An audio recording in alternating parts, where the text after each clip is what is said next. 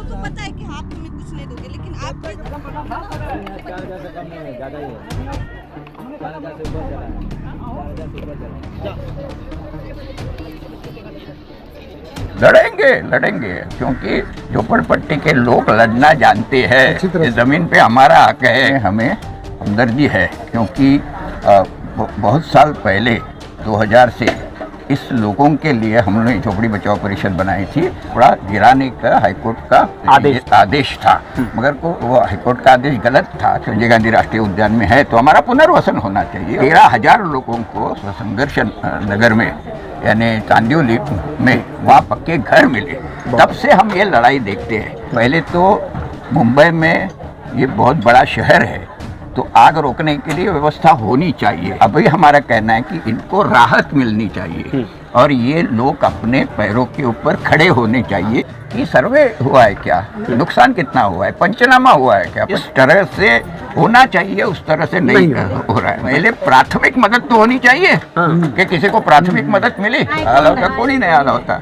तो ये जिम्मेदारी किसकी है? हम सब सॉल्व करेंगे, किसी को ये होने नहीं देंगे। ऐसा रोज चलते रहता है उनका। आश्वासन से चलता नहीं है कुछ भी, कहने का मतलब आश्वासन भी नहीं मिला है कुछ, और ये लीगल है।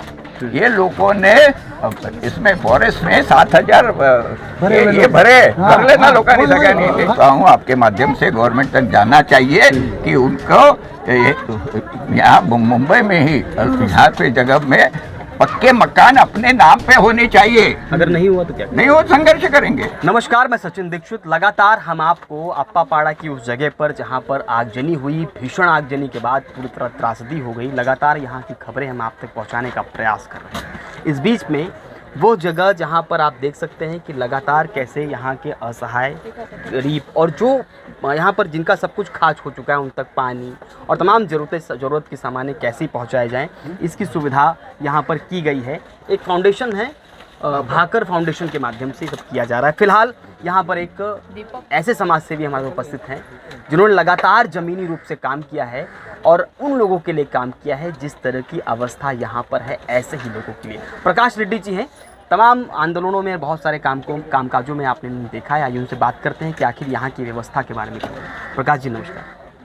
क्या यहाँ जो व्यवस्था आप देख रहे हैं, क्या कहेंगे, क्या कुछ देखने के बाद लगा, देखने के बाद क्या कुछ महसूस हुआ है? देखने के बाद एक तो दर्द भी होता है, मगर रोष भी आता है, क्योंकि हम इस अप्पापाड़ा हो या सब इलाका है दहशर से लेके संजय गांधी राष्ट्रीय उद्यान के लगत का जो झोपड़पट्टी है, उनके बारे में हमें हमदर्दी है, क्योंकि बहुत साल पहले 2000 से इस लोगों के लिए हमने झोपड़ी बचाओ परिषद बनाई थी और संघर्ष किया था। तो 70,000 झोपड़ा गिराने का हाईकोर्ट का आदेश था, मगर वो हाईकोर्ट का आदेश गलत था, क्योंकि सर्वे हुआ नहीं था। हमने कहा कि सर्वे करो आप, हम अगर संजय गांधी राष्ट्रीय उद्यान में है तो हमारा पुनर्वसन होना चाहिए और हमको इसी जगह में पक्का ये होना चाहिए। तो बहुत ज़बरदस्त संघर्ष हुआ और आज संघर्ष नगर है 2 साल की बात है, और 13,000 लोगों को संघर्ष नगर में यानी चांदियोली में वहाँ पक्के घर मिले।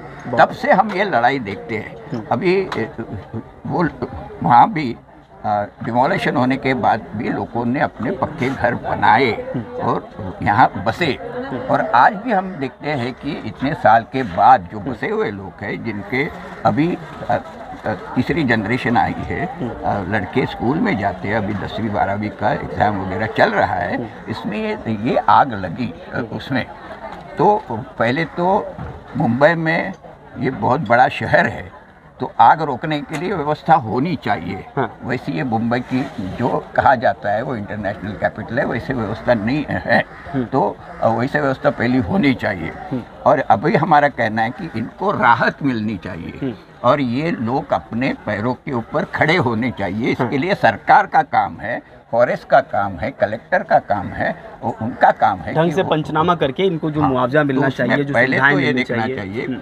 अभी मदद तो लोग अच्छे आपको लगता है कि जो आग लगी है, हाँ, इसके पीछे कोई षड्यंत्र ऐसा लगा? अभी तो मैं ये बोल नहीं सकता है, मगर ये पक्का बोल सकता है कि रुकनी चाहिए था, क्योंकि मुंबई शहर है, मुंबई शहर है, नाम है, तो आग से रोकथाम करने की जो सुविधा होनी चाहिए वो नहीं होनी चाहिए। वो सुविधा नहीं रही, और कैसे भी ये चला रहे हैं।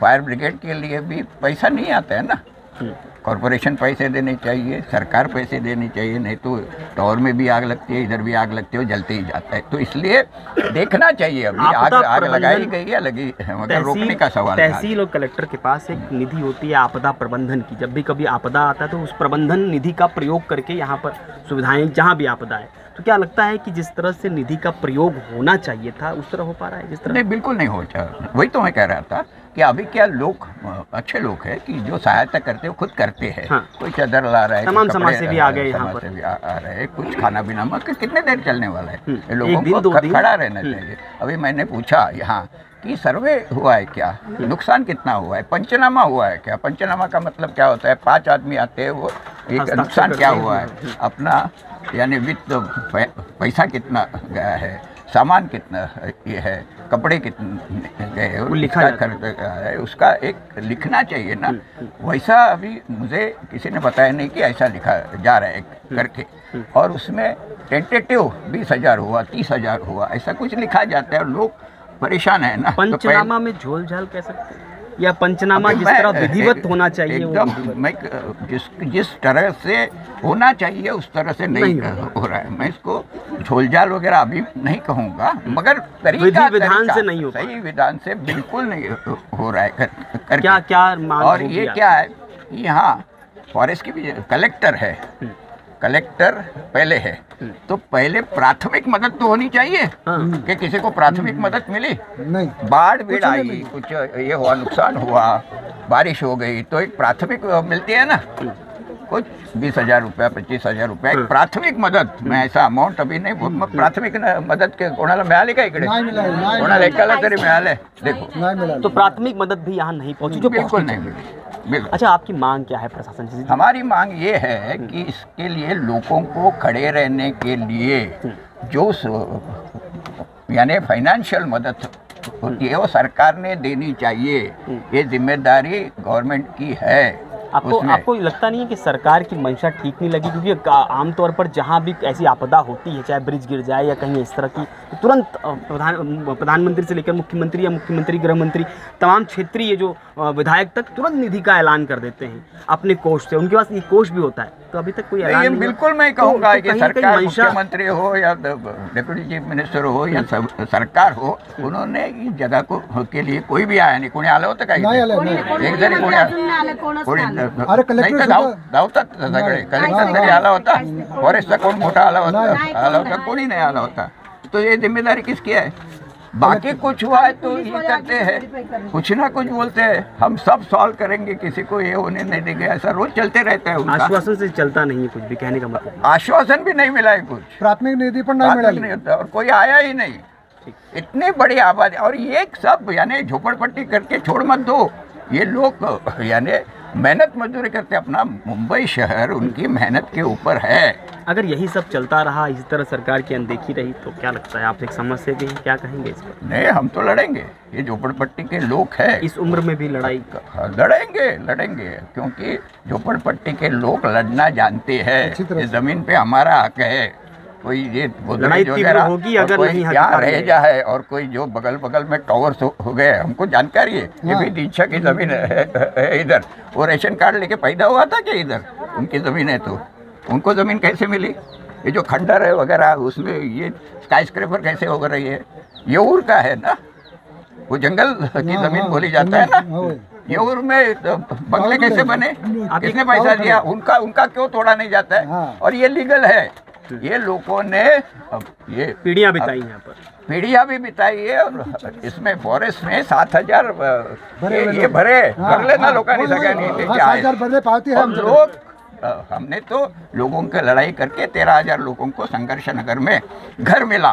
मगर अब ये लोगों की ये मांग है, मैं सबके सामने बोलता हूँ, आपके माध्यम से गवर्नमेंट तक जाना चाहिए कि उनको यहाँ मुंबई में ही यहाँ पे जगह में पक्के मकान अपने नाम पे होने चाहिए. अगर नहीं हुआ तो क्या? नहीं हो, संघर्ष करेंगे आप पूरी तरह कह रहे हैं. एकदम बिल्कुल. बिल्कुल। तो ये थे समाजसेवी। उन्होंने साफ तौर पे कहा कि यहाँ क्षेत्रीय लोगों को अगर उनका हक और अधिकार नहीं मिला तो निश्चित रूप से आंदोलन भी हो सकता है, संघर्ष भी किया सकता है, लेकिन साफ तौर पे इनका ये कहना है कि मुख्यमंत्री से लेकर उप मुख्यमंत्री और तमाम वरिष्ठ मंत्री से लेकर विधायक तक यहाँ के क्षेत्रीय और प्राथमिक इन चीज़ों पर ध्यान देकर पहले उन्हें आगे आना चाहिए।